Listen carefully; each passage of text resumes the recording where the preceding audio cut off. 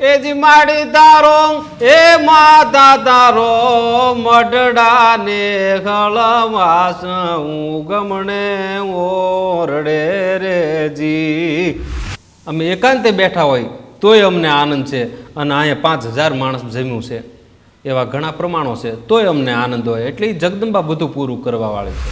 અનંગો હિંગ ચલા જીમી જીવ ગરી પાઈ. ઉછળ કૂદ કરતી કરતી નદીઓ ડુંગરામાંથી નીકળે અને સમુદ્રમાં સ્થિર થાય એમ હું જેમ જેમ મીડો સાંભળવા એમ એમ મને મળી શાંતિ મળવા. અને મારા માથે 8,500-9,000 રૂપિયા ઉડ્યા એમાંથી માત્ર 10ની નોટ લઈ અને આખે આખી જોડી મેં એ સારણના ખોળામાં ઠલવી દીધી.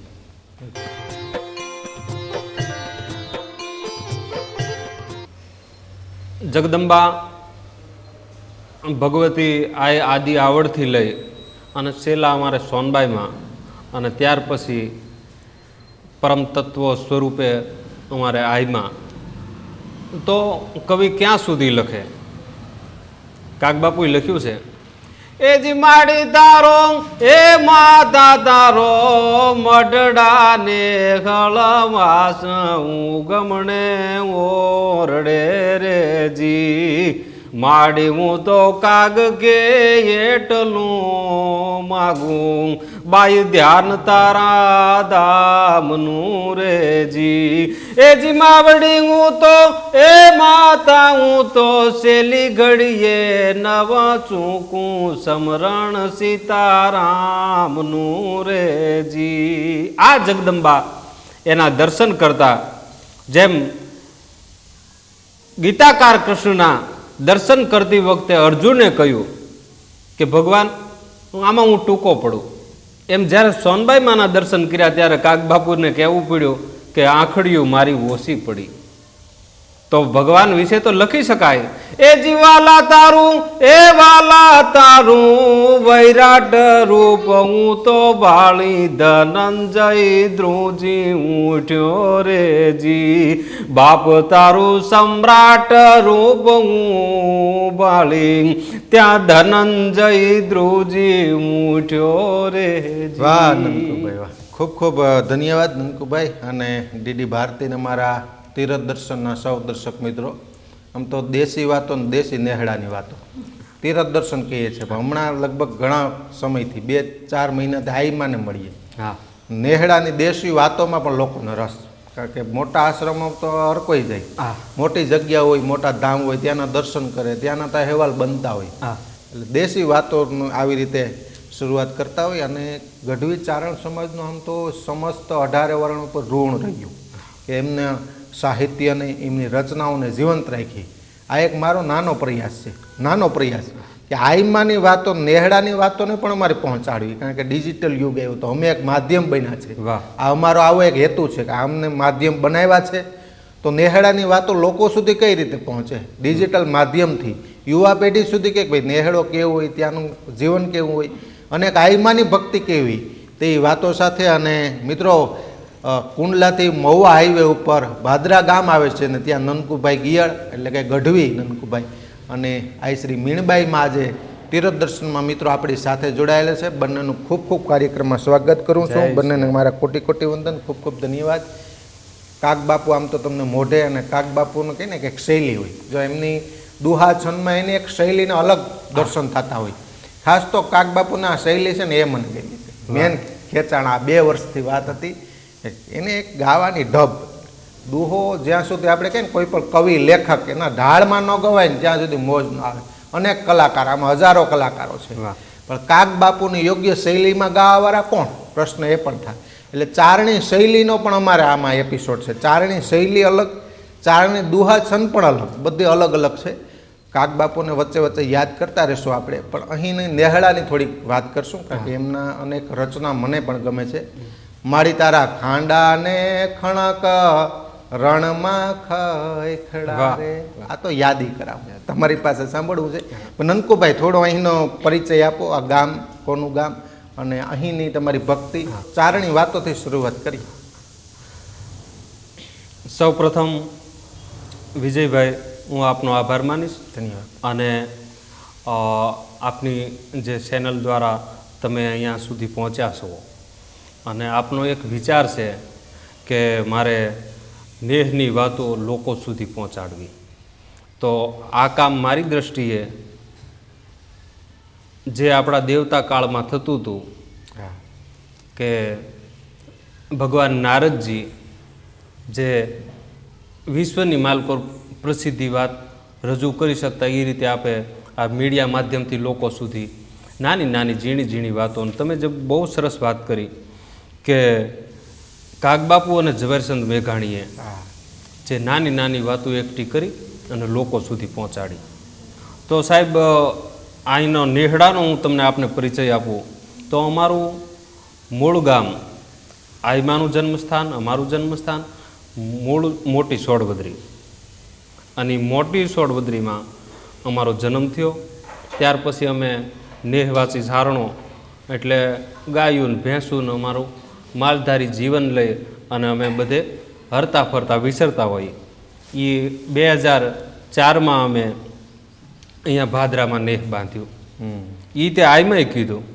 અચ્છા. માં બોલ્યા કે આ જગ્યાએ આપણે રહેવું છે અને અહીંયા અમે નેહ બાંધ્યું.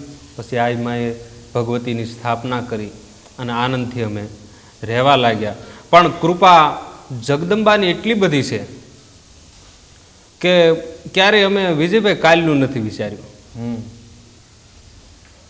જેમ વેદનો ઋષિ કે એકાંતે સુખમાસ્યતમ, અમે એકાંતે બેઠા હોય તોય અમને આનંદ છે.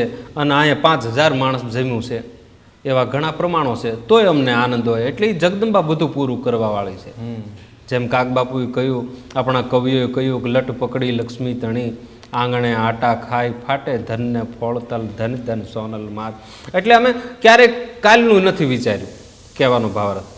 અમારું જોગમાએ કાયમને માટે પુરવાર કરે છે. અને જોગમાયા પુરવાર એ માટે કરે છે કારણ એને બ્રહ્મચારણી કહેવાય. અને બ્રહ્મચારણી છે ને એ સિદ્ધિ વિનાયકની, એ અષ્ટદાતી અને કાયમને માટે ભંડાર ભરવાવાળી જોગમાયા, ચારણ જોગમાયા અહીંયા નિવાસ કરે છે. એટલા માટે અમારે કાયમને માટે આનંદ છે. વાહ નંદકુભાઈ, નેહડાની એક વાત એવા કોઈ વ્યક્તિ મળે તો એની પાસેથી વ્યાખ્યા મળતી હોય છે, અનેક મળતા હોય સાધુ સંતો દરેક. નેહડાનો અંદરનો નિજાનો અલગ હોય અને બીજું છે ભોળપણ. કાલ પણ એક આઈમાં સાથે વાત કરેલી મેં. નેહડાનો ભોળપણ છે, કોઈ અદેખાય નહીં, કોઈ મનમાં દ્વેષ નહીં અને આનંદ સતત. નેહડાની અંદર આનંદ હોય, આશ્રમો હોય, વ્યવસ્થાઓ તમામ મળે. હા, આનંદની કોઈ ગેરંટી નથી. હા, નેહડામાં રૂપિયો નથી, કંઈ નથી. આનંદ સતત હોય. આ અંદરનો નિજાનંદને આનંદ આવે છે કઈ રીતે સાહેબ? નેહનો સામાનાર્થી શબ્દ છે ને એ સ્નેહ અને સીધો પ્રેમ થઈ જાય. અચ્છા. નેહ સ્નેહ જે ખેંચાણ કરે અંદરથી. અને ખેંચાણ એ જ તત્વ કરી શકે કે જેના સ્વભાવ મળે. અને સ્વભાવ ત્યારે મળે કે સામો કોઈ પ્રભાવ ન પડે. અને પ્રભાવ તો જગત ઘણું પાડી જાય પણ નેહને એ કંઈ અડે જ નહીં. અહીં રાજપીઠથી લઈ અને વ્યાસપીઠ અને તમામ વ્યક્તિઓ આવે, અમે બધાનું સ્વાગત કરીએ. પણ અમે અમારા સ્વભાવમાં ક્યારેય કોઈના પ્રભાવમાં નથી આવ્યા. પ્રભાવ અમને અડે જ નહીં. અમે અમારા સ્વભાવથી જીવીએ. અમારા સ્વભાવમાં જે સેટિંગ થઈ જાય એ કાયમને માટે અહીંયા આનંદ કરે. બાકી અમે ક્યારેય કોઈના પ્રભાવમાં નથી આવ્યા. નનકુભાઈ, દિવસભરનું જીવન હોય તમારું. વર્ષો પહેલાં હતી, 30-40 વર્ષ પહેલાંનું એ જીવન હતું, અલગ હતું. ગાયો ભેંસો ચારો પૂરો મળી રહી ને પાણી મળી રહી ત્યાં તમારો નેહ હતો. હા, સ્વાભાવિક છે. સ્વાભાવિક. અને થાપો મારી દઈએ કે આ અમારો ફળો, હા, ફળાની પૂજા અર્ચના થતી, એ આનંદ અલગ હતો. અત્યારે પરિવર્તન છે. હા, દિવસભરનું કઈ રીતે અત્યારનું તમારું જીવન હોય? મેં યજ્ઞશાળા પણ જોઈ, અહીંયા યજ્ઞો થતા હશે, માને પૂજા અર્ચના કરવાના. દિવસભર કેવો રહી તમારે? અમારે જો સવારમાં વહેલા જાગી આઈમાં અને સ્નાન કરી અને તુરંત જ તે સા પીધા વગર સીધા માતાજીના મઢમાં જાય. મઢમાં જઈ તમામ માતાજીની મૂર્તિઓને પોતે સ્નાન કરાવે, સેવા પૂજા કરી અને હવા કલાક આઈમાનો યજ્ઞ હાલે.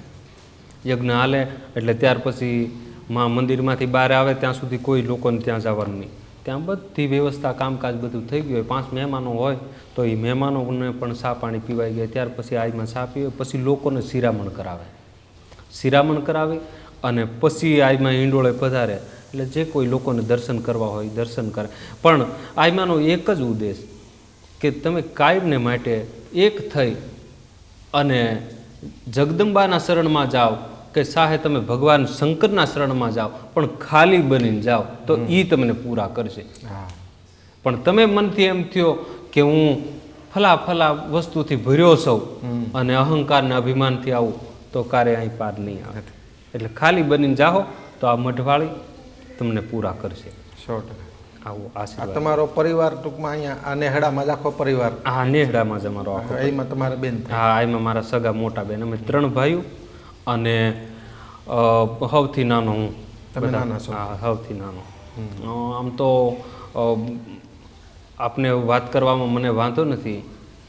વિજયભાઈ 1994માં મારો જન્મ અને 95માં મારા બા દેવ થઈ ગયા.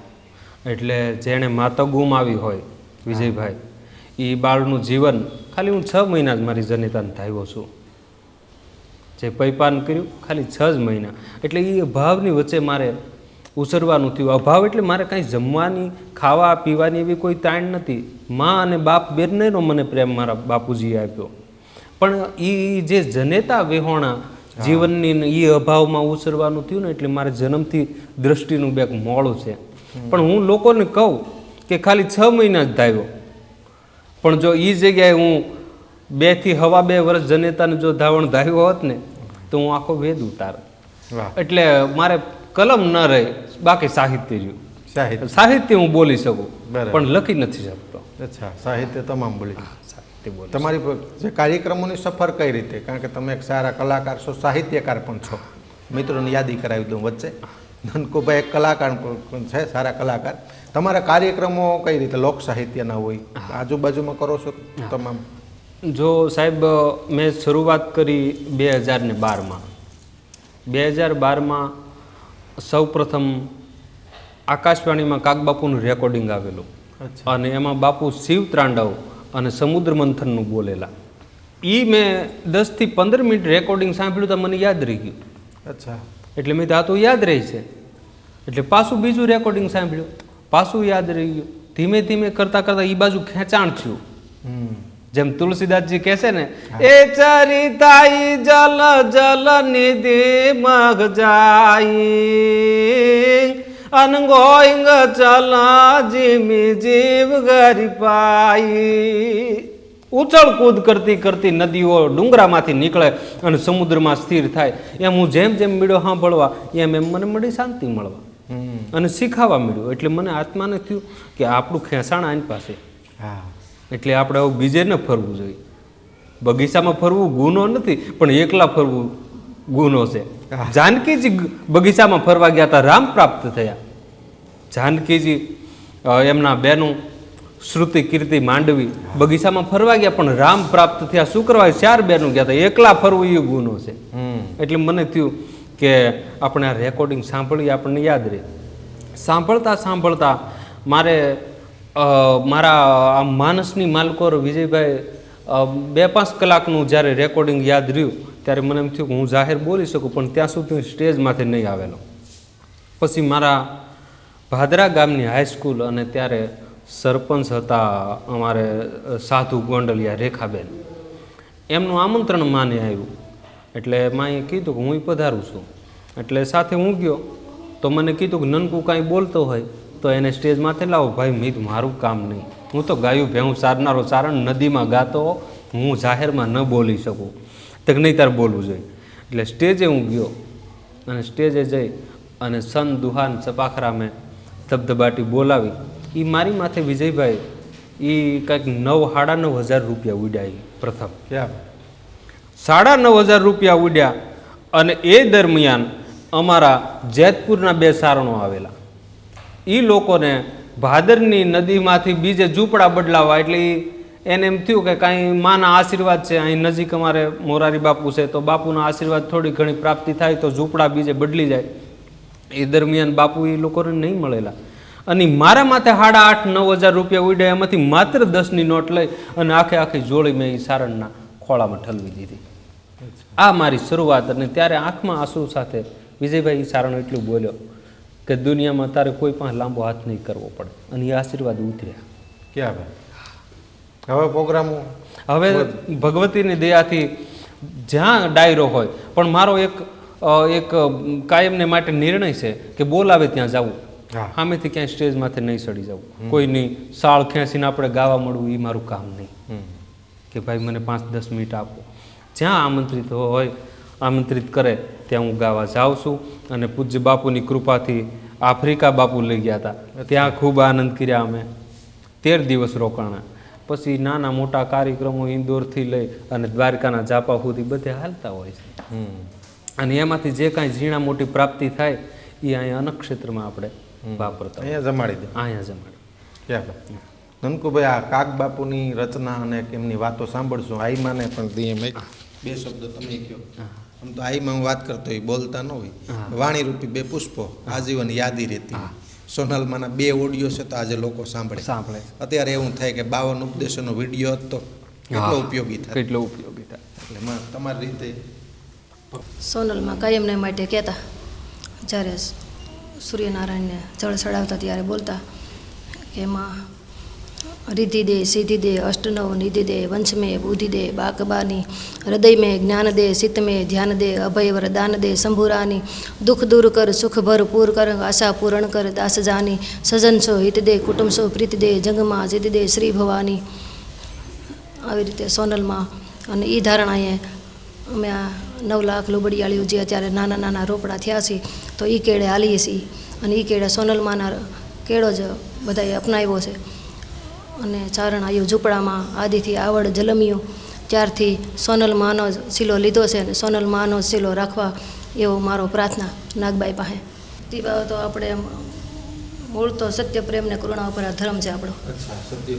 કરુણા એટલે મહાદેવ આપણો ચારણોને આદિ આવડ. પણ સારણ જગદંબા નાગબાઈનું હું ભજન કરું છું. હા. અને બાકી તો મૂળ ધર્મ તો સત્ય પ્રેમ ને કરુણા ઉપર મહાદેવ ઉપર જ છે આ બધો ધર્મ. અને નાગબાઈને ભજન કરું છું. કાર્યક્રમો થતા હશે અત્યારે વાર્ષિક યજ્ઞ તો તમે યજ્ઞ તો દરરોજ કરું છું. અને કાર્યક્રમો આસુ મહિનાના નોરતા ઉજવું છું. અષાઢી બીજ જન્મદિવસ મારો. હા. અને અમુક બધા ધાર્મિક કાર્યક્રમ થતા જ હોય છે. મોરારી બાપુ કાર્યક્રમમાં પધારતા. હા, બાપુ પધારે. આમંત્રણ દે એટલે બાપુ પધારે બધા કાર્યક્રમો. અને બાપુને અનુકૂળતા એ પધારે. બાપુની કથા હોય તો ન પધારી શકે, પણ આવે જ છે બાપુ તો ગમે કાર્યક્રમ કરીએ એમાં કાયમ. ધન્યવાદ માતાજી.